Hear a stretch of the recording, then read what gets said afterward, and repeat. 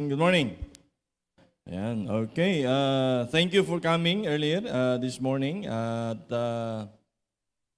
I hope na hindi ho kayo masyadong napuyat kagabi, kaya maaga kayo. No? So, I appreciate it. At ngayon po ay last Sunday of the month, of the Love Month, no? ng celebration. No? As we recognize ang kahalagahan ho ng mga puso. Ayan. Lalo na yung puso ng Panginoon, of course. Ngayong umaga ay nais kong ibahagi no, sa ating kalagitnaan. Again, is the love of God. Okay? The love of God. And bagamat last na po ito na linggo ng buwan ng February, I hope na hindi lamang po tuwing February natin maalala at maisip ang kahalagahan ng puso. Okay? Sapagkat ito po ay inihahayag din ng Panginoon. No? Kung ano yung puso niya para sa atin, para sa kanyang mga anak, para sa kanyang mga lingkod. Okay? So as we start, tayo po tumayo. Excuse me. Okay po. Tayo po manalangin. And Father, thank you for today. Salamat sa kabutihan at pagmamahal mo sa aming Panginoon. Truly, indeed, that we are secure from your love.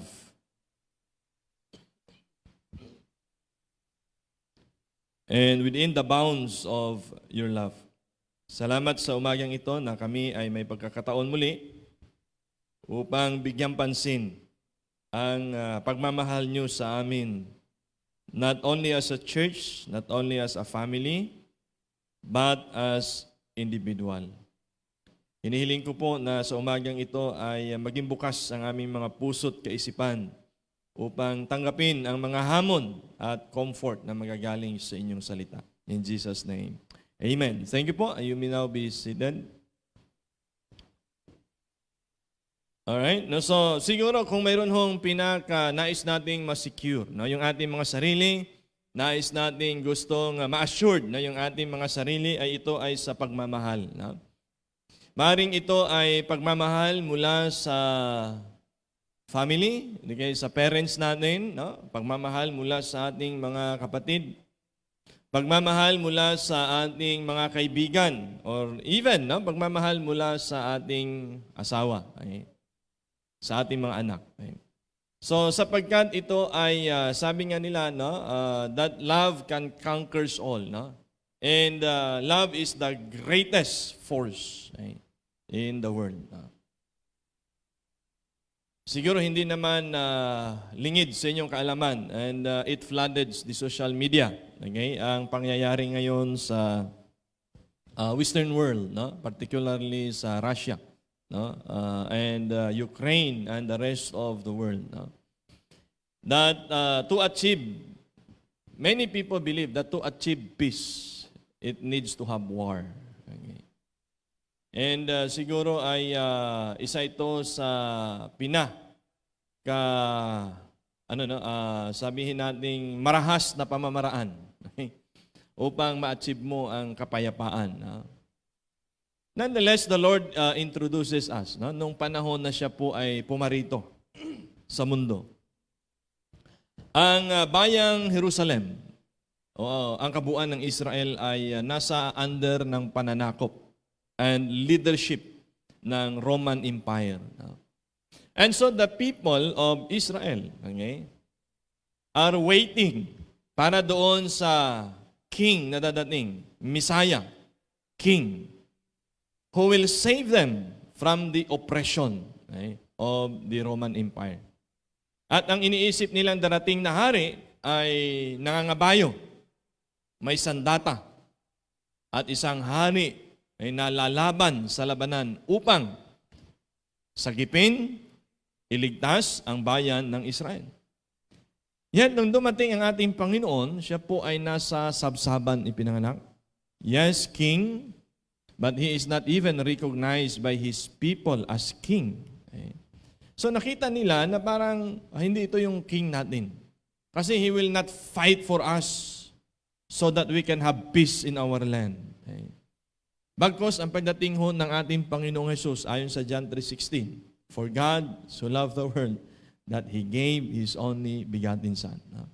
So yung love ng Panginoon was expressed in giving His own Son. So again, sabi ko, kabaliktaran ito sa paniniwala ng tao. Sa panahon ngayon that peace can be achieved by war and atrocities. Yung example na ibinigay sa atin ng ating Panginoon upang magkaroon ng kapayapaan, hindi physical, kundi sa isip, at ganoon din sa sarili, ay yung pagmamahal. And I believe that this war ngayon sa West can be achieved if there is love enough in every leader. Lalo na sa Russia. Okay?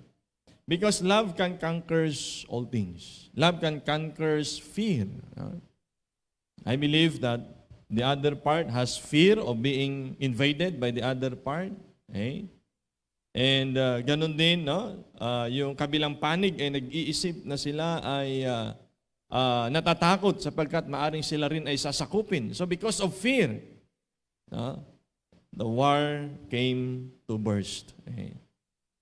So mga kapatid, na ngayong umaga, ano ba ang pwedeng gawin ng pagmamahal? Okay? What the love of God can do and how the Lord's love or how the love of God been expressed to us. Now, can you just imagine kung ang nasa isip ng bawat isa ay ang pagmamahal sa kanilang kapwa, and that life is so important and that life is precious. I believe sana ay walang katulad nitong gera. I think thousands already had died in the battle. And millions had been homeless. And how many millions will become fatherless because of war? So let us look at the love of God. Kung sana ay nasa kanila, yung pagmamahal ng Diyos at pagmamahal nila sa kapwa. So the love of God, first thing I want to share with you, the love of God as a father. Okay? As a father. Now, 1 John chapter 3, in verse 1. Ito po ay salita, expression ni John. Okay? Based sa kanyang experience at based sa kanyang nakita, based sa kanyang nagiging kalagayan or nagiging experience sa ating Panginoon. Sabi niya, "Behold, what manner of love the Father hath bestowed upon us." So in His own understanding, at i-share niya ito sa mga Kristiyano sa Jerusalem. Sabi niya, alam niyo kung anong uri ng pagmamahal ang Ama meron sa atin? Hindi ito pagmamahal na bibigyan ka ng material na bagay. Hindi lamang ito pagmamahal na bigyan ka ng opportunity. Hindi lang pagmamahal na nagbunga sa pagtulong sa atin. Ngunit sabi niya, ang pagmamahal na inilagak, ibinigay sa atin ng Panginoon, it resulted for you and I to be called the sons of God. Kasi maaring matutuwa tayo kung mayroon tayong natatanggap na bagay in expression of love. No? This February, maybe it's a gift. Okay? Maaring ito ay in terms or in kind or in money, in goods. Maaring isang security or assurance na ibinigay sa atin. But ano pa ba ang mas hihigit sa ibibigay na karapatan sa atin upang tayo nga ay tawagin na mga anak ng Diyos? Di ba John chapter 1 in verse 12? But as many as receive Him, to them gave He power to become the sons of God. Kaya mga kapatid, kung maaring ngayong February, sabi mo, wala akong natanggap na kung anumang bagay, wala akong natanggap na kung anumang regalo, wala akong natanggap na kung anumang halaga ng pera. Okay? But the assurance na mayroon ka sa ating Panginoon is that you are now called sons of God the day you were born again. Hanggang ngayon. You see, maaaring sabihin natin, ang ganda, ang galing, no? Ngayong February, nakatanggap ako ng bagong cellphone, ng bagong bagay ng 1,000 or 10,000. o di kaya ng assurance from other people. But please try to think on this. Okay? That the day you accepted the Lord Jesus Christ as your Lord and Savior, it is the expressions of the love of the Father. Okay? Na ikaw at ako ay tawaging mga anak ng Diyos. You see, ang pagiging anak ng Diyos, nagbibigay sa atin ng security. At hindi lamang security, nagbibigay sa atin ng assurance. Ay kung tinanggap natin ang Panginoon na ating Diyos at tagapagligtas, saan niya tayo dadalhin pagka tayo namatay? Yeah. You know, one thing I admire about the President of Ukraine, he's not leaving his country. He's at the brink of, after 24 hours ay pwede niyang ikamatay at ng buong pamilya. But he is standing for his people. Because of his love for his country. He's willing to die. Do we love God enough that we are willing to give everything sa ating Panginoon? Why? Because God assures us of His love. So, sabi ni John, nung nakaraan lang, walang patutunguhan ang buhay ko. Nung nakaraan lang, walang direksyon ang buhay ko. Nung nakaraan lang, wala akong halos magandang plano. I'm just a normal human being, citizen of my country. But now, I am a child of God. We are called the sons of God. You see, a father's protection and provision always goes together. Maaring sa physical nating tatay, maaring sabihin natin na hindi yan totoo, Pastor. Just recently, update ng 2016, 5 years ago, 7 years ago, 2016, ayon sa PSA, Philippine, PSA? Philippine Statistic Authority. Tama? Okay. Ayon sa PSA, there are 1.8 million abandoned children in our country. 1.8 million. That was 6 years ago. It could be 2 million today. Fatherless children abandoned. That is almost 2% of our population. Gaano kalungkot, di ba? I know, maybe some of you, dito sa ating, lalo sa mga kabataan, or maybe, na-experience mo ang maging fatherless sa iyong buhay.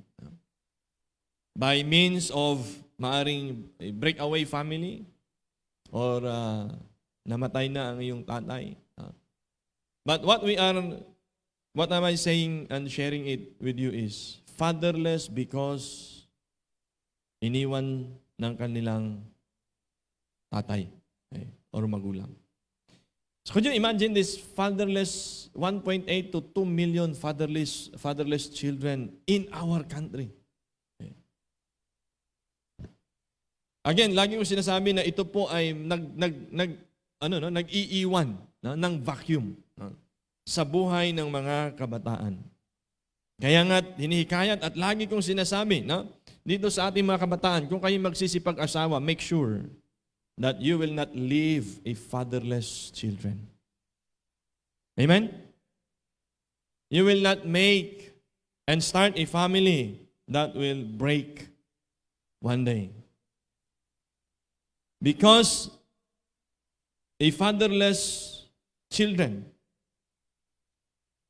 will not be able to comprehend one day how it is to become a responsible father unless otherwise there will be an intervention from the Lord or from other people around them. Magiging cycle po yan na magdadala ng another break away home. But today, I want to assure you Maring para sabi mo, pastor, ako ay naging biktima. No? Ako ay naging produkto ng isang nasirang pamilya. It's not your fault. Okay? Hindi mo kasalanan bilang anak. Hindi mo kasalanan bilang ikaw ay naging biktima. But today, I want to assure you, yes, if you are a product of a fatherless home or an abandoned children, let me introduce to you our Heavenly Father. Amen? Let me introduce to you a Father who will never leave you. Ang Ama na maninindigan para sa ating pangangailangan. Ang Ama na maninindigan para sa ating proteksyon. And He's no other than our God, our Father in heaven. Sabi ni Jesus Christ, sa kanyang prayer, sabi niya sa mga disciples, alam niyo, kung kayo ay mananalangin, when you pray, say this, our Father. Okay.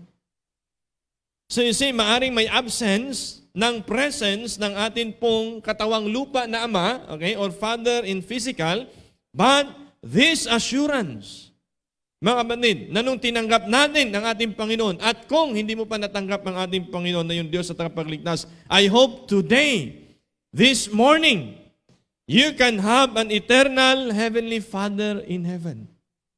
God. Okay? Na pwedeng magbigay sa iyo nang hindi na ibigay ng iyong tatay physically. Na maaring i-provide sa iyo nang hindi na i-provide ng ating mga magulang. Okay? You see how God long for a father and son relationship na manggagaling sa atin. Kasi this in Romans chapter 8 in verse 31. Dito makikita natin yung protection and provision ng Panginoon. What shall we say? What shall we then say to these things? If God be for us, who can be against us? So makikita po natin dito yung protection ng ating Ama. Okay? That as a Father, our Heavenly Father, tayo po ay pinangakuan niya na poproteksyonan niya sa anumang susuungin natin sa buhay. No? There are times na mayroon ho tayong tiwala at malaki at mataas ang tiwala natin sa mga tao. Lalo na sa mga barkada, lalo na sa mga kaibigan natin, na ang nakita natin, akala natin, sila ang magpuprotect sa atin, mga kapatid. I tell you what,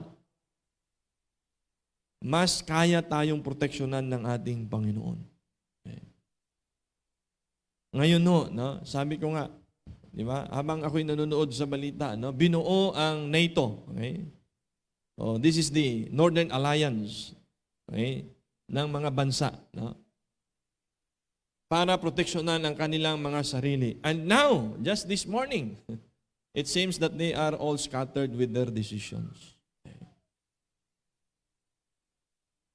So, bawat mga bansa gustong sumapi sa isang bansa o sa kapulungan ng mga bansa upang magkaroon ng security yung kanilang bansa. No?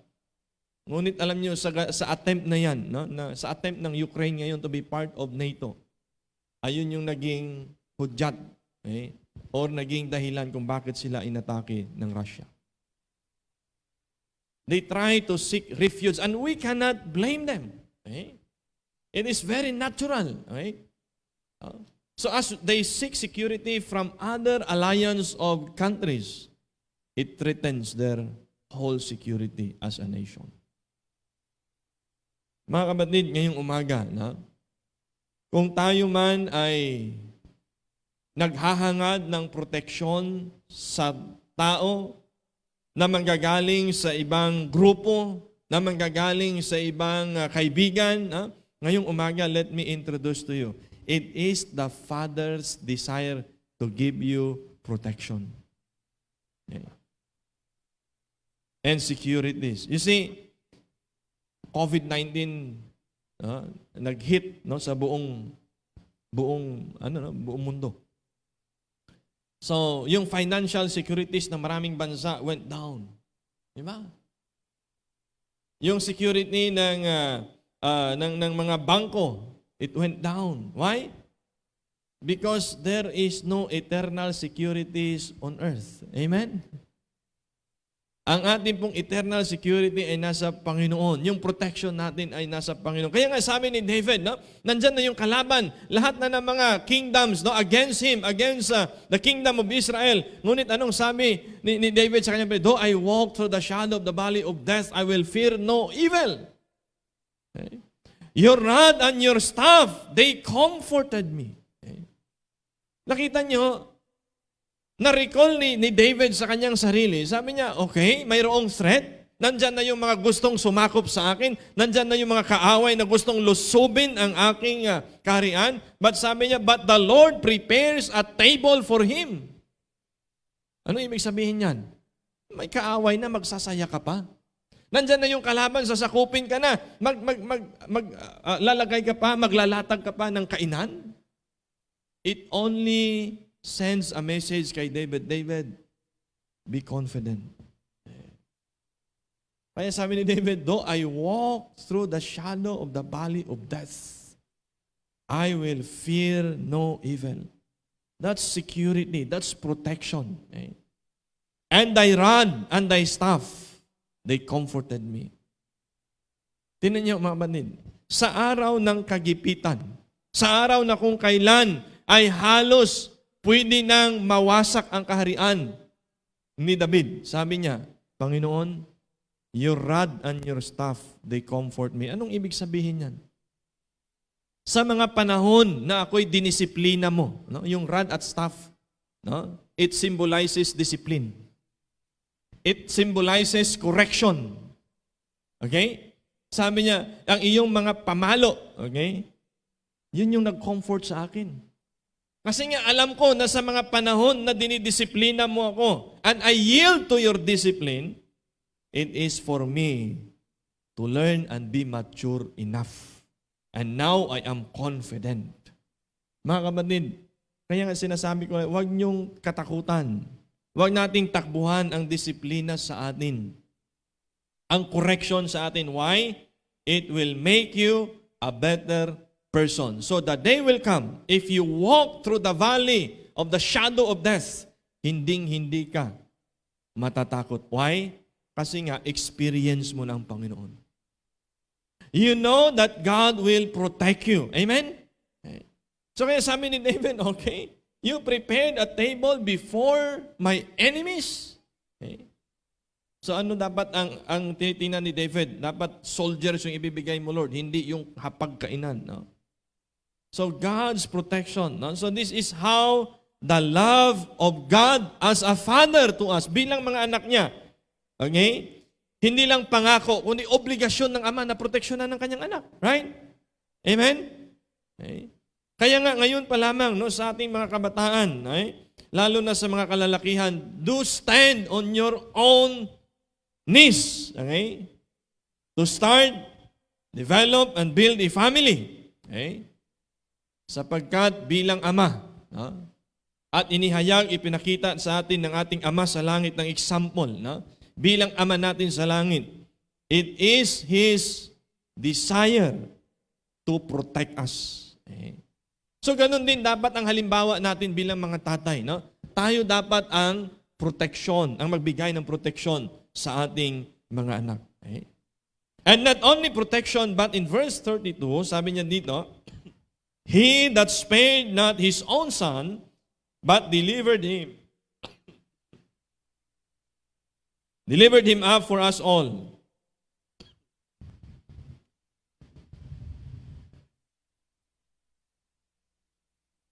Maraming alikabok doon galing.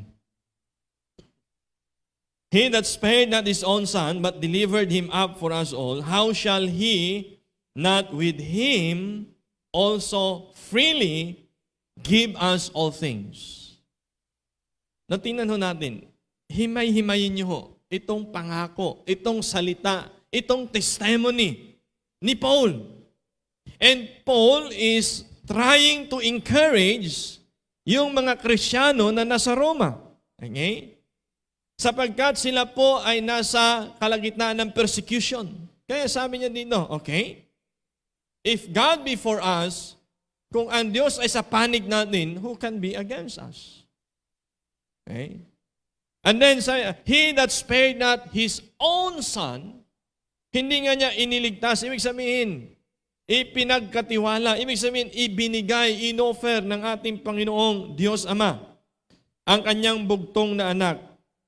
How shall He not with Him also freely give us all things? Patanong po yun. Ibig sabihin, nasa iyo ang kasagutan. Nakita nyo na, na-experience nyo na, pinatunayan na, inihayag na ng Diyos Ama ang pagkakaloob ng kanyang bugtong na anak para sa atin. Ang tanong ni Paul, anong bagay ang hindi niya kayang ibigay? Are you with me? Amen. Kung ang kaisa-isa, bugtong na anak, ibinigay niya sa atin, anong bagay ang hindi niya kayang ibigay? Amen? Pastor, bakit hindi binigay sa akin ng Panginoon yung mga bagay na gusto ko? Kasi gusto mo lang. Pastor, bakit hindi binigay sa akin ng Lord yung mga bagay na hinihingi ko? Kasi nga, gusto mo lang. That's what you want. Not what you need. You see, I always believe that God will give you, provide for you, the things that you need. So ang unang tanong sa panalangin natin, kapag humihingi tayo sa Panginoon, ang unang tanong, ito ba'y kailangan ko? Kung yan ay kailangan mo, ang pangalawang gagawin mo, pagsikapan mo, patunayan mo, ipakita mo sa Panginoon na yan nga ay kailangan mo. At kung yan ay kailangan mo at napasa iyo na huwag mong kalimutan, ang nagbigay, hindi doon yung binigay sa iyo. Kasi madalas din, madalas sa minsan, ang nangyayari, kapag mayroon tayong hinihingi sa Panginoon at ibinigay ng Panginoon, ang ating atensyon nandun sa bagay na ibinigay ng Panginoon at hindi sa nagbigay. Amen? Kasi that's a one-time, big-time provision. Pero ang Panginoon natin, gusto niyang i-provide yung needs natin. Kung ngayon, nag-aaral ka, ano yung needs mo? Sa schools? Okay. After ng school, ano yung need mo? Work. You ask God, Lord, give me this work. Give me this kind of work. Okay. And then, habang nasa work ka, anong kailangan mo? Maybe you need an increase. Lord, I need this increase. If you need that promotion, Lord, I need this promotion. Kasi, humihingi lang tayo sa Panginoon kung alam natin na ito ay major decision. Mga kapatid, kahit sa minor na decision, God wanted to be part of your life. Okay? So as a father, He wants to provide and also protect us. Now, in Matthew chapter 7 in verse 11, okay, tinahan natin ha. Sabi niya, if you then, being evil, okay, sabi niya dun sa mga tatay na nandun, okay, kung kayo nga na mga masasama, no? Know how to give good gift unto your children. Totoo, hindi? Yeah. Kahit gaano kasabihin na natin na kahit ang tatay, di ba? Kahit na lasinggero, may bisyo, di ba? Kapag pagdating sa anak, no, lalo na't unang anak, di ba? Kahit anong pangangailangan, sinisikap nating ibigay. Okay? Sinisikap natin na ipagkaloob sa ating mga anak. Sabi niya, how much more shall your Father which is in heaven give good things to them that ask Him? Okay. Now, nakita niyo hindi man pangako, more than that. This is an assurance. Okay? Ito po ay kasiguruhan. Ang condition lang, sabi, you ask of Him. Okay? At ang hihingin mo yung pangangailangan. Kasi sabi niya, if kayo nga na mga ama, okay? If you then being evil, okay? Kahit na anong sama ng ama, okay? Pagdating sa anak, no? Kahit somehow, no, yung desire to help, okay? And you see, mga kapatid, no, kung titingnan ho natin, no, dito ho, sabi ni Jesus Christ, how much more shall your Father which is in heaven. So sana ho, hindi lang natin titingnan ang Panginoon na napakalayo, no, nandun sa langit, ang hirap abutin, no. Anong kinreate, ano ang na-create na nung tinanggap natin si Jesus Christ? Relationship of Father and Son. father and son. Okay? Yes, sabi ko nga, maaring you are fatherless. Okay? Maaring ikaw ay bunga ng nasirang pamilya. But you can think of your Father in heaven. There is now this relationship of father, son. Okay? So hindi rin sa mga lalaking anak, kundi as a father and children. Itong relationship, mga kapatid, ay nagsimula nung tinanggap natin si Jesus Christ, natin Diyos na kapagligtas, at ito ay magtutuloy hanggang sa langit.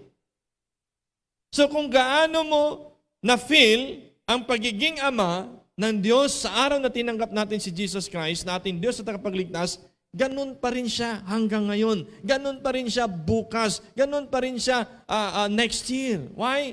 Because that relationship can never be taken away from you and me.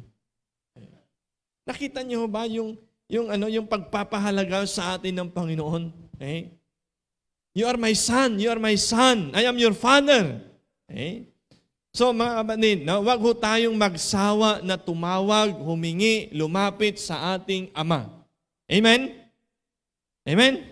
Okay? Di ba? Yung mga tatay natin, no? Kahit na kakahingi mo lang, hihingi ka uli. Okay? Yung attitude ng anak, si Paul, pag nandito kami, wala siyang ginawa, kundi humingi. Pa, plus, pa, sito, pa, pa. Okay? Sabi ko, kakabili mo lang, hihingi ka na naman. Okay. Tayong mga ama, maaring napapagod at magagalit tayo. Kakahingi mo lang, wag na muna. Pero alam nyo sa ating Panginoon, kung kailangan mo, wag kang mahiya magsabi. Amen? Pastor, kakahingi ko lang kahapon, humingi ka uli. Amen? Anong sabi niya? Sa last phrase, sabi niya, how much more your Father, which is in heaven, give good things to them that ask Him. Walang kondisyon kung ilan, basta sa ikabubuti mo, basta sa ikabubuti ng kapwa mo, basta sa ikabubuti ng pamilya mo. Anong sabi niya? You ask good things. Amen? Ang hindi lang ibibigay sa iyo ng Panginoon, kung ang hiningi mo ay pansarili lang at selfish na paghingi at hindi makakabuti sa iyo at makakasira sa iyo. Hindi ibibigay ng Lord yun. Okay. Kasi minsan naisip natin, akala natin maluloko natin ng Panginoon. Siguro hingin ko to sa Panginoon. Lord, bigay mo to sa akin para maging faithful ako. It will never happen. Okay? Lord, ipagkaloob mo na to sa akin para magtapat na ako. Magtapat ka muna. Yun ang principle ng Bible. Magtapat ka muna at ibibigay yan sa iyo. Kahit hindi mo nga hihingin, ibibigay sa iyo. Basta magtapat ka. Pero kahit maglupasay ka sa paghingi sa Panginoon, kung ang hinihingi mo sa Panginoon ay hindi akma at hindi makabubuti sa iyo, mga kapatid, I tell you, you will be frustrated and you will get discouraged and by you will backslide. Why? Ang hiningi mo, pansarili.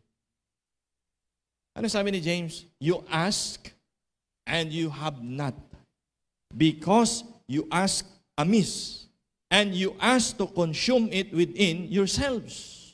You see?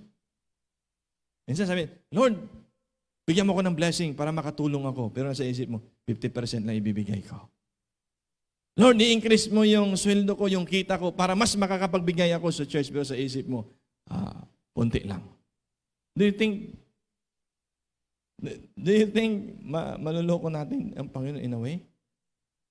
Lord, bigyan mo to sa akin yung lakas na to para mag-faithful na ako. Sometimes pain is also a gift. Bakit? Yun yung gift ng Lord para tayo ay matuto sa buhay. Yun yung binibigay sa atin ng Lord so that we will wake up one day. Oo nga, no? Nung malakas ako, saan ko ginamit? Doon sa paglalasing, doon sa paggagala, doon sa pagbibisyo. Nung malakas ako, saan ko ginamit? Doon sa mga bagay na walang kabuluhan. Nung nakasakit ka, napaisip-isip mo, Lord, pagalingin mo ko, mag-faithful na ako. Di ba maraming pagkakataong ganun? Habang malakas ka, habang maganda yung katawan mo, habang pinagpapala ka sa trabaho, habang pinagpapala ka sa negosyo at hanap buhay, magtapat ka sa Panginoon. Huwag nating antahin that kung kailan tayo mayroong problema tsaka tayo mangako sa Panginoon. Na magsikap na magtapat sa Kanya. Kasi your Father which is in heaven will give you good things. Pero ibibigay ito sa atin, may condition, you ask. Humingi, sabihin, ask and it shall be what? Given you. Seek and ye shall find. Knock and it shall be opened unto you. For everyone that asketh what? Receives, or he receiveth. And he that seeketh shall find, or findeth. And to him that knocketh it shall be open. May napansin ko kayo sa verse 8, 7 and 8. Ang unang hakbang sa iyo, ask, it shall be given. Amen? Seek, and you shall find. So ang unang aksyon sa atin, hanapin mo muna para makita mo. Kumatok ka muna para pagbuksan ka. Right? So nasa atin yung unang aksyon. Kaya nga sabi ko, magtapat ka muna. Gusto mo ng blessing, magtapat ka muna. Gusto mo ng healing, magtapat ka sa Panginoon. God knows what we need. Kaya nga sabi niya, even before you ask of it, He knows it already. Okay. Or what man is there of you whom if his son ask bread, will he give him a stone? Or if he ask of fish, he will give him a serpent. Napakasamang amangan nito. Di ba? Pero sabi niya, wala ni siguro sa inyo. Okay? Bagamat siguro, maaring may mga irresponsableng ama, may mga sabihin na natin hindi masyadong masipag na mga ama, okay, para mag-provide sa pangangailangan ng pamilya. Pero kung ang anak mo bagay hihingi ng tinapay, bibigyan mo ba ng bato? Meron ba sa inyo dito, mga tatay? Mga anak, meron na ba sa inyo na Papa, hingi tinapay, binigyan, ito bato, kainin mo. Wala, di ba? Okay. So this is an example, no? Sabi ng Panginoon, okay, you ask and you will receive. Okay.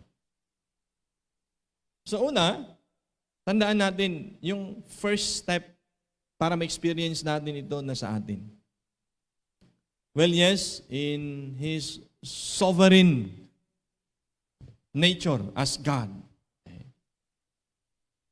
Ang ulan pumapatak sa mananampalataya at hindi mananampalataya. Okay. Ang blessing, okay? Or rather, ang pagbibigay ng tagumpay, okay? Ang pagkakaroon ng masaganang buhay ay dumarating sa mananampalataya at hindi mananampalataya. Okay? Ang pagiging successful ay pwedeng sa mga mananampalataya at hindi mananampalataya. Pwede. Okay? Ang daming mga hindi mananampalataya na matagumpay sa buhay in a sense of money, power, resources. Yes. But what makes it difference sa mga mananampalataya? Na alam mo kung sino yung source ng iyong success. Kung ikaw ay may Panginoon. You will recognize kung sino ang nagbigay sa iyo ng pagpapala. Okay. You will recognize kung sino ang nagbigay sa iyo ng good health. Okay. Ng strength, ng resources. Okay. Yun yung kaibahan. Okay.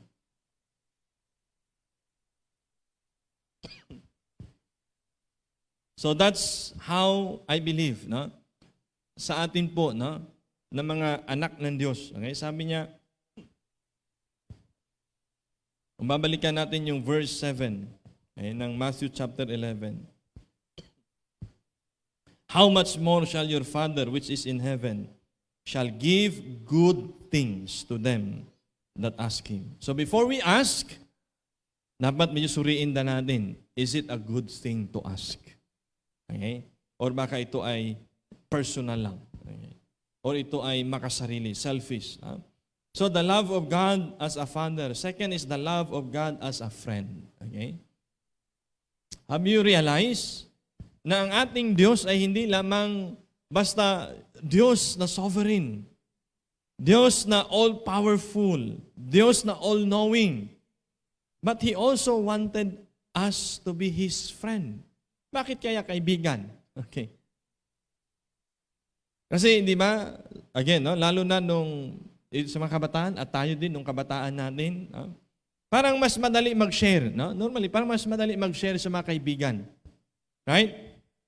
Sa barkada. Di ba? Parang mas magaan yung pakiramdam mo pag inishare mo sa kaedad mo, kabiruan mo. Okay? Kung ano pa. Okay? Katropa.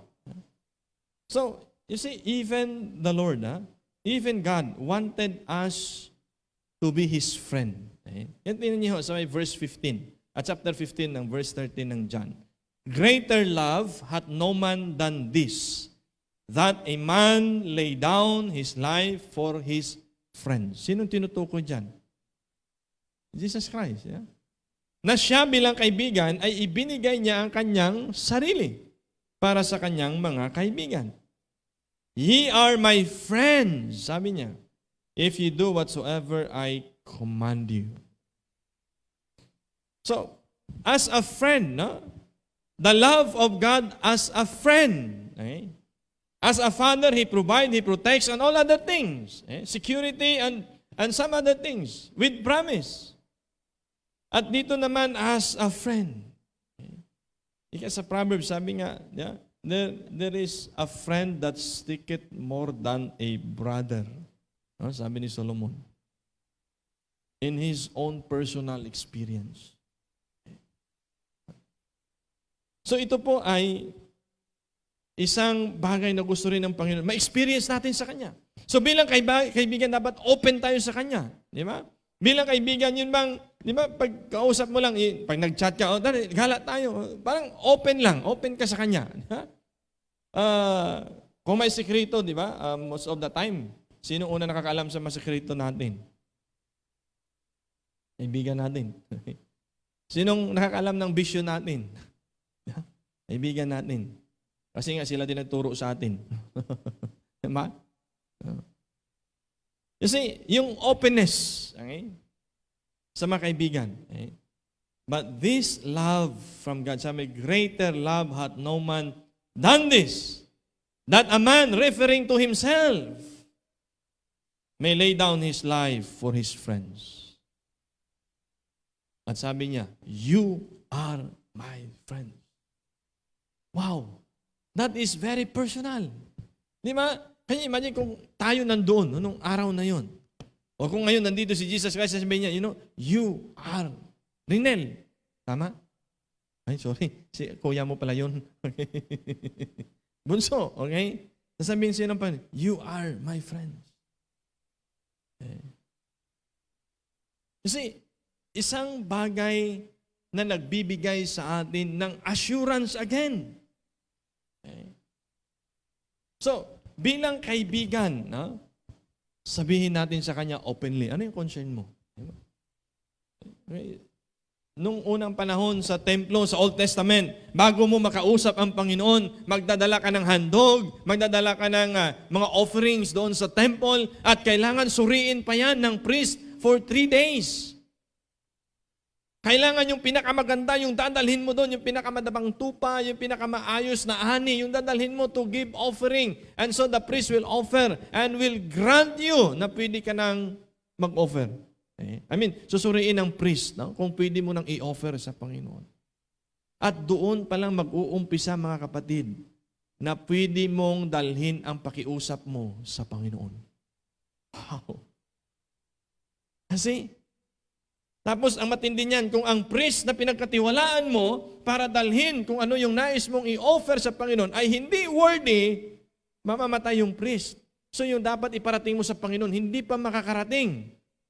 Nakita niyo kung gaano kahirap noong unang panahon. Okay. And then kung meron ka ng offering, gusto mo makausap ang Panginoon, a peace offering, and then merong taong galit sa'yo at kagalit mo, hindi mo pwedeng dalhin yung offering sa templo para makausap ang Panginoon. Pupuntahan mo muna yung tao na yun at sasabihin, pinapatawad na kita sa kasalanan mo. Wow! Gaano kahirap yun?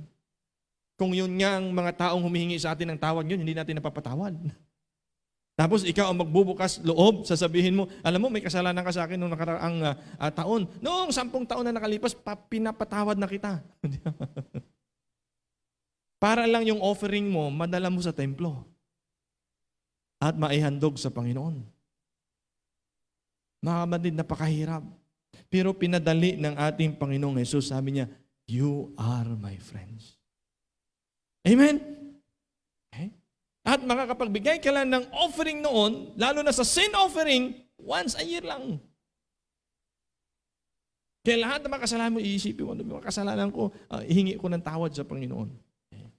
Ngayon, any day, any hour of the day, pwede mong kausapin ng Panginoon as a friend. You see? Amen? Noon ang hirap. Okay? Magpapa-schedule ka sa high priest. Aantayin mo yung schedule na yun. Okay? Ngayon, pwede ka nang lumapit sa Panginoon. Gusto mo mag-offer, Lord, I thank you. I give my offerings to you. Noon, hindi. Aantayin mo kung kailan ang schedule. Hindi ka rin basta-basta makalapit at humingi, Lord, tulungan mo ko. Hindi, pupunta ka muna sa high priest. At susuriin ng high priest, tama ba yung ipapanalangin mo? Tama ba yung offering mo? Wow! Mahirap. Pero alam niyo mga kapatid, we are so blessed in this generation. Hindi mo kailangan magdala ng bulto-bultong offering para lang makahingi ka ng tawad sa Panginoon. Hindi mo kailangan magdala ng bulto-bultong offering para ilapit ang panalangin mo sa Kanya. The love of God as a friend. He wants you and I to be His friends. Yung bang parang, Lord, alam mo may problema ako ngayon, pwede mo ba ako matulungan dito? O sabihin mo siya sa friend. Huwag mong antayin yung next Sunday, sa Sunday ko na ilalapit sa temple. No. Lord, meron akong sakit ngayon. Hindi mo na kailangan dalhin sa templo at ihingi ng prayer sa ibang tao. You can directly tell God about it. Amen? As a friend. Ano yung concern mo? Meron kang hinanakit, meron kang sama ng loob sa ibang tao. Huwag mo nang antayin yung next Monday or next Good Friday. Okay? Huwag mo nang antayin yung Semana Santa para magsakripisyo. God wanted you and I to talk to Him, come to Him as a friend. Di ba? Yung walang, parang, di ba, pagka nag-summit sa mga kaibigan natin, yung parang walang harang, alam kong tunay mong kaibigan, di ba? Kahit sama ng loob mo, masasabi mo sa kanya. Alam mo, friend, talagang, alam mo naman tayo, magkaibigan tayo. Alam mo, yung mga nakaraang linggo, di ba? Ganito tayo, close tayo. Pero alam mo, ganda sana kung hindi ganyan ang suot mo eh. Pangit. Pero pag kaibigan mo, talagang diretso pwede mong sabihin. Lalakad tayo, ganyan suot mo, parang hindi bagay doon. Diretso, masasabi mo. Wala nang pasikot-sikot, wala nang mabubulaklak. Di ba? Because he's a friend. Okay? So, ganun din gusto ng Lord. Yung relationship natin as a friend. Okay? Walang boundaries. You just tell Him about your concern, and also, tell Him about your offenses. Okay? Ano mang kasalanan. Diba? Sabi niya sa 1 John 1:9, if we confess our sins, He is faithful and just to forgive us our sins. Di ba sa kaibigan, pag kaibigan mo, madaling humingi ng sorry. Ay, sorry hindi ako nakarating kagad. Pero kapag hindi mo kakilala, parang ang dami mo pang pasikot-sikot para makahingi lang ng sorry. Yeah? Know Him as your friend. Sabi ng awit, what a friend we have in Jesus, all our sins and griefs to bear. And what a privilege to carry everything to God in prayer. You see? So as a friend, gusto niya isettle natin yung ating offenses sa Kanya. Okay. As a friend, gusto niyang kausap din natin siya lagi. Okay. So sabi niya, greater love hath no man than this, that a man may lay down his life for his friend. Okay. All our sins, anumang kasalanan, grief, ano yung concern mo? Ano yung hinanakit mo? Sabihin mo sa Kanya. Ano yung mga manid, again, gusto natin maging successful, gusto natin maging faithful sa Panginoon, but you can never live faithfully and fruitfully if there are sins and grief in your heart. Ito po yung hadlang ang kasalanan at hinanakit. Yung kasalanan na hindi natin nahingi ng tawad sa Panginoon. At yung patuloy na hinanakit mo sa ibang tao, hinanakit mo sa kaibigan mo, sa kapatid mo, sa magulang mo. Kaya you see, again, going back to Joseph, ano lang ang hinanakit niya sa kanyang mga kapatid? Hinulog sa balon, in your face. Ibininta. In a broad daylight. Di ba? So kung mayroon mang dapat hinanakit si Joseph na pwedeng baunin sa buhay niya, ay yung hinanakit na siya ay tinraidor at ibininta ng kanyang mga kapatid. Pero hindi niya binaon yun. He served God faithfully and he has that forgiving spirit. Okay? And what a privilege to carry everything to God in prayer. So God wanted us to talk to Him as a friend. God wanted us to share to Him as a friend. Okay? So, I hope ngayong umaga, umpisahan mo nang kausapin ng Panginoon every day. No? Just talk to Him as a friend. Okay? Even na nagpipray ka, minsan kailangan sa sarili mo, ikaw lang, na pasok ko sa room mo, o even naglalakad ka, you can do a prayer. Prayer walk. Okay? Yung iba ngayon, marami na prayer run. Habang tumatakbo, nagpipray. Okay? Prayer ride. Habang nagdadrive, nagpipray. Pero nakadilat ang mata. Okay? So you can do a prayer in any way you want it. Okay? Yes, may guidelines. Minsan talagang kailangan mo magsarili. No? Prayer and fasting. In your room, na wala nakakaalam. But any hour of the day, you can just pray to God. Number 3 and last, the love of God as a Savior. Okay? The love of God as a Father, His protection and provision. The love of God as a friend, He wants to talk to you. Okay? He wants to talk to us. He wants to have a fellowship, intimate fellowship with us. And number 3, the love of God as a Savior. In Genesis chapter 3, in verse 21, unto Adam also, unto his wife, did the Lord God make coats of skins and clothe them. Wow. Okay? So where is the love of God sa verse na yan, Pastor? The love of God is when He provide a covering for their sins. Okay? But not only covering. God somehow killed, okay, an animal, okay, to cover their sins. Nung nagkasala si Adan at si Eva, nagtahi sila ng dahon ng fig tree. At yun yung ginawa nilang pang-cover sa kanilang sarili. Okay. And later, sabi ng Lord, saan kayo? Anong ginagawa nyo? Okay. And the Lord God make coats of skins and clothe them to cover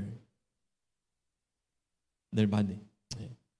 So see, sa pagmamahal ng Panginoon kay Adan at kay Eva, kinakailangang mayroong sacrificial animal para takpan ang kanilang pagkaalam ng mabuti at masama.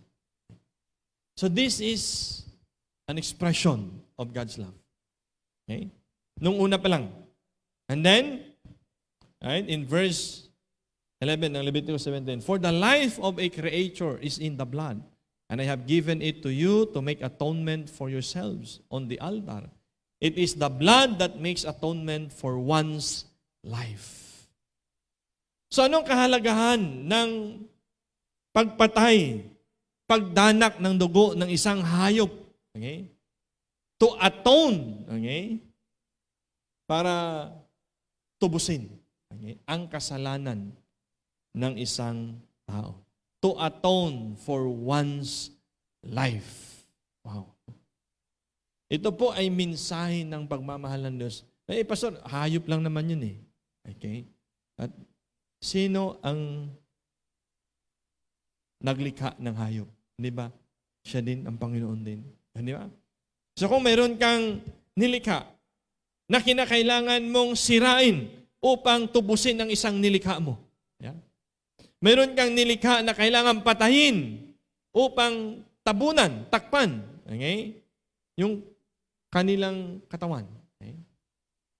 Pero dito sabi ng Panginoon sa Leviticus, okay, that somebody, a creature's blood, is needful to atone one's life.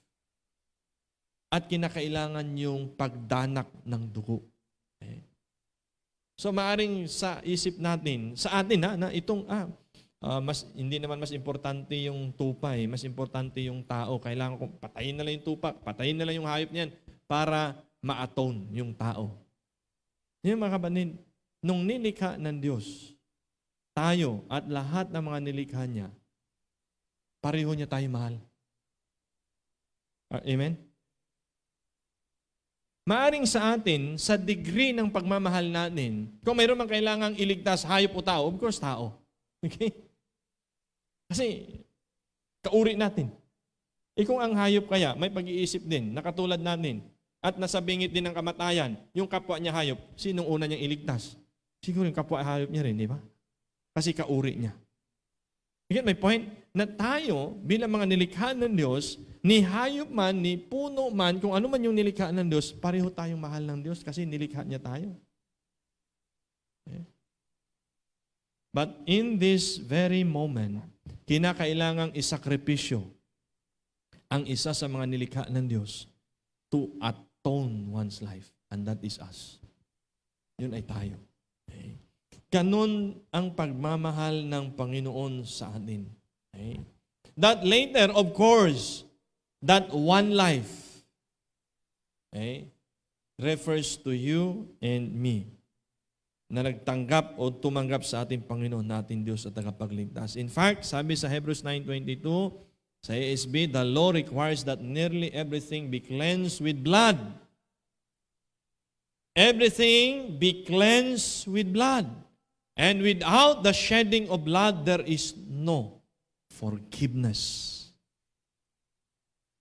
Kaya kung titingnan natin, pwede namang hindi patayin yung hayop. Kaya lang, may halaga kasi ang dugo. Okay? For in the blood is, and the flesh is life. Diba? So ito po, no? Without the shedding of blood, there is no forgiveness. Okay? Kaya kinakailangan na mayroong magsakripisyo. Okay? Nung unang panahon, sa Old Testament, okay? Sa pagmamahal ng Diyos sa tao, panahon ni Adam at saka ni Eva, kailangan na mayroong hayop na sakripisyo para matakpan ang kanilang kasalanan. God is trying to reach out. Even nagkamali, nagkasala yung tao, talagang nagre-reach out ang Panginoon. Nagrebelde sila. Ang mga ninuno natin. Okay? Sila ay nagtayo ng, di ba, Tower of Babel for them to prove themselves na kaya nilang abutin ng Diyos. Okay? For them to rule over the world. No? To show their power and authority. Pero alam natin, na binasak ng Panginoon yun. Winasak ng Panginoon yun. And the Lord still tried to reach out. He gave them leaders. Okay? After nung hayop na namatay, so to cover the sins, God is still trying to reach out. Okay, I'll give you leaders so that you will be lead into something good to worship God. Eh? So binigay ng Panginoon si Moses, binigay si Joshua. Di ba? Leaders who are leading them and point them to God. Pero they rebel against Moses. They rebel against Joshua na dumating ang araw na sa kabuuan ng Israel, ng bayan ng Israel, yung family niya na lang who is standing for what is true. Kaya sabi ni Joshua, kung ayaw nyo maglingkod sa Panginoon, sapagkat yan ang gusto nyo, ako at ang pamilya ko magsiserve sa God. They even defy their leaders. And so after which, they decided, kailangan natin ng mga judges.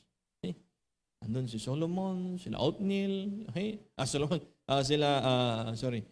Samson, and all other judges. Ang dami. Binigyan sila ng judges to lead them. Pero at the end of the day, sila din nag-aaway-away. But yet, God is still trying to reach out sa mga tao. And God, somehow, no? Hindi lamang judges ang nagkaroon at itinayo at inilagak nila sa kanilang kalagitnaan. They decided to have kings. And then, nandun si Saul na pinili nila para maghari sa kanila. And yet, he also failed as a leader. And Samuel anointed David to be king. And so nakita nila that, okay, si David, maybe he will save us. Tingnan ho natin mga kapatid, no? With all these wrongdoings ng mga taga-Israel, God always tries to reach out. God raised them prophets. Okay? Pero pinatay din nila yung mga prophets. Kasi in every time na kailangan nila ng tulong, God reached out to them. Sa panahon na sila ay para nang magiging, magagapi na ng kalaban, God tries to save them. At you know what, sa buhay natin ganun din, no? How many times na tayo'y nagkamali, nagkasala, nawala, o lumayo sa Panginoon? I believe, ramdam nyo kung paano mag-reach out ang Panginoon sa inyo. Amen? Sa kabila ng ating mga kasalanan, sa kabila ng ating pagkukulang, sa kabila ng ating pag-backslide, sa kabila ng pagtalikod natin at hindi natin pagiging tapat sa Panginoon, God somehow in His sovereign nature is trying to reach out to you. Anak, balik ka na. Anak, nandito lang ako. Anak, makinig ka. Anak, may ipapadala akong tao para kausapin ka. Anak, may ipapadala akong mensahe para marinig mo. Anak, mayroong pangyayari sa buhay mo na dapat ay pakinggan mo. You see, as a father, God is always trying to reach out to us. Kaya nga, in the end, after the leader, the judges, the kings, the prophets, God sent His only Son to reach out to us. Nakita niyo mga kapatid, the love of God never left us. God never leave us. Throughout the history, He proved, and we can see it clearly, na ang Panginoon talagang lagi siyang nagre-reach out sa atin kahit gaano katigas ang ulo ng mga tao, kahit gaano sila kasama. No? God do something. He did something to reach out. At sa buhay natin, ganun din. Okay? Kaya to the last, for several hundred of years na nawala na yung prophets, ipinadala ng Panginoon ng kanyang bugtong na anak. For God so loved the world. Alam niyo, doon sa space, sa silent time ng Old and New Testament, that's almost 700 years, God is silent. Wala silang prophet. Hindi natin na hinayaan sila ng Panginoon sa kanilang mga sarili. At nung hinayaan sila ng Panginoon sa kanilang mga sarili, anong ginawa ng tao? Naging masama, sumama, nagpakasama. Mga kapatid, no? Wag ho natin sabihin, ayoko mag-Bible study, ayoko mag-church, ayoko mag-Bible. Kasi mas lalo kong nalalaman ang aking kasalanan. True. Habang inaaral mo ang salita ng Diyos, habang nakikinig ka sa salita ng Panginoon, habang nag-church ka at faithful ka mag-church at mag-Bible study, mas malalaman at makikilala mo ang kasamaan mo sa sarili. So do we want God to intervene? Ayoko na. Ayokong pakialaman ako ng salita ng Panginoon. I want to do what I want to do. That's what exactly happened to Israel. They wanted to do what they want to do. They decide for themselves. Nung tinayo nila yung Tower of Babel, they decide for themselves. You know, ayaw natin na pakialaman tayo ng magulang natin. Nasa tamang edad na ako, Nay, nasa tamang edad na ako, hayaan niyo na ako. Yan yung start that you will see not only the curse, no? Kasi yung respect, no, sa parents, may blessing yan. Yung reverence sa ating parents, may blessing yan. How much more yung reverence na ibibigay natin sa ating Panginoon. Okay. Dahil siya'y ama natin at tayo'y anak, huwag natin sabihin, Lord, wag mo akong pakialaman. Okay. Panginoon, bahala na ako sa sarili ko. You need the Word of God. You need the church. You need the Word of God. You need somebody to walk with you. You need the spiritual mentors, leaders. You need them. We need them. Okay? Sapagkat pag hinayaan tayo sa ating mga sarili, katulad ng Israel, it is the start of their fall. It's the start of their fall. I close with this. We are deeply loved with God unconditionally. I am convinced we are deeply loved by God. Tell yourself, convince yourself that God loves you unconditionally, deeply. Okay? And the challenge will be, how will you share it to others? How am I going to share it with my wife, with my husband, with my children, with my parents, with my colleagues, with my friends? Conditionally? As we are God's fruit of love unconditionally. Church, I hope it will motivate us. So for us to love God, or to love those whom God loves unconditionally. Okay? May you think about your parents today, your friends, your siblings, and your children, and other people. Okay? As the Lord loves us unconditionally, let us also share His love unconditionally. Father, thank you for today. Thank you sa mensahe. Salamat sa reminder sa amin, Panginoon. Yes, we are sure, we are secure of your love. For the love of God is more than the love of our earthly father. For your love is more than the love of a friend. At sa inyong pagmamahal, inihayag nyo ang inyong bugtong na anak sa amin. Church, God will always reach out to us, which He did in the past.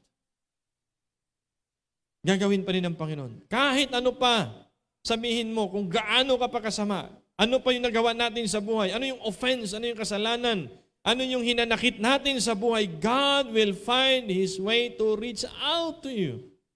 Because He is God. Because He is our Father. Because He is a friend.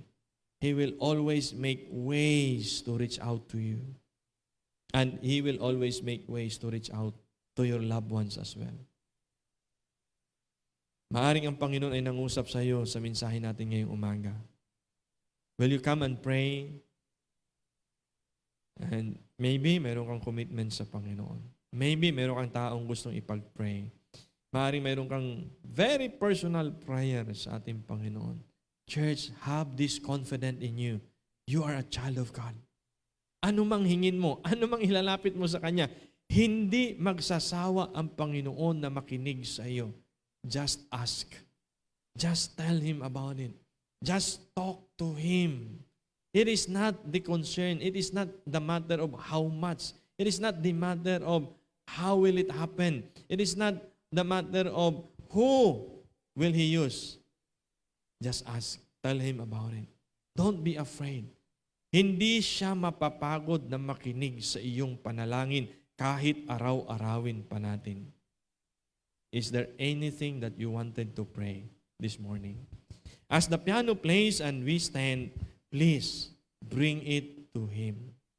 What a friend we have in Jesus. All our sins and griefs to bear. Tell Him about it. Shall we all stand? Tayo po'y tumayo. And if the Lord leads you, if you have commitment, if you have a prayer in your heart, bring it to Him. The love of God as a Father is with provision and protection. Amen. Come on. Tayo po'y tumayo lahat. Nais mong manalangin, you can just come. Okay? Before this altar and pray. Anybody? Meron kang gustong ilapit sa Panginoon, huwag kang magsawa. Ang Panginoon hindi magsasawa makinig sa iyo. Amen. Come on. Anybody? God bless you. God bless you. Amen. Sige. Anybody? Huwag mong isipin na mapapagod ang Lord na makinig sa iyong panalangin. No? Ask and it shall be given. He is your Father. He is our Father. Hindi siya katulad ng Ama natin sa lupa na maraming kondisyon maari. Ang ating Panginoon, He will always find ways to reach out. It is His character. It is His nature to reach out. Kasi makita natin from Old Testament to New Testament to the extent na sa kanyang paghangad to reach out to us, even His only begotten Son ay ibinigay niya. Kaya nga sabi ni Paul, kung ang kanyang bugtong na anak ay hindi niya ipinagkait sa atin, anong bagay pa kaya dito sa mundo ang hihingin natin na hindi niya ipagkakaloob sa atin? At sabi ni Jesus Christ, you ask a good thing. Just remember to ask a good thing. God will grant our prayer if we ask a good thing. Thank you, Jesus, for today. Thank you, Father. Na sa aming panalangin, ang aming panalangin will not only be by words or as a ceremonial, but that our prayer is as a son, as a children, ask of a Father. At bilang mga anak nyo, Father, today I pray na ang bawat panalangin or commitment ng bawat isa ay inyo pong dinggin. Sa pangalan ni Jesus. Amen.